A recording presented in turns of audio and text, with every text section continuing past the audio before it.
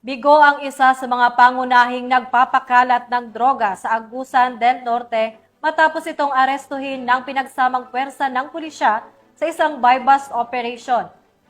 Ang paghuli sa high-value individual ay nagpapakita ng seryoso at walang humpay na kampanya sa Agusan del Norte PNP na wakasan ang sindikato ng droga at panatilihin ang kaayusan at kaligtasan sa komunidad.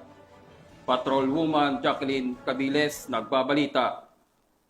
Ng mga operatiba ng Agusan del Norte Provincial Intelligence Unit, katuwang ang Habunga Municipal Police Station at sa pakikipag-ugnayan ng PDEA 13, ang isang high-value individual sa isinagawang anti-illegal drug operation sa pamamagitan ng search warrant sa Barangay Coyago, Habunga, Agusan del Norte. Ayon kay Police Colonel April Mark C. Young, Provincial Director ng ADN-PPO, ang nahuling suspect ay kinilala bilang si alias Chad, 50 taong gulang, lalaki, may asawa, driver at residente ng Barangay Beltran, Habunga, Agusan del Norte. Nakumpiska mula sa nasabing suspect ang hininalang shabu na may timbang na 2 gramo at nagkakahalaga ng 13,600 pesos. Naharap ang suspect sa kasong paglabag sa Republic Act 9165 o Comprehensive Dangerous Drugs Act of 2002. Patuloy ang masinsinang pagpapatupad ng batas upang mapanatili ang kapayapaan at kaayusan sa Agusan del Norte. Hinihikayat ng kapulisan ang publiko na i-report ang anumang paglabag laban sa iligal na droga o mga kahina-hinalang aktibidad upang matiyak ang kaligtasan ng lalawigan.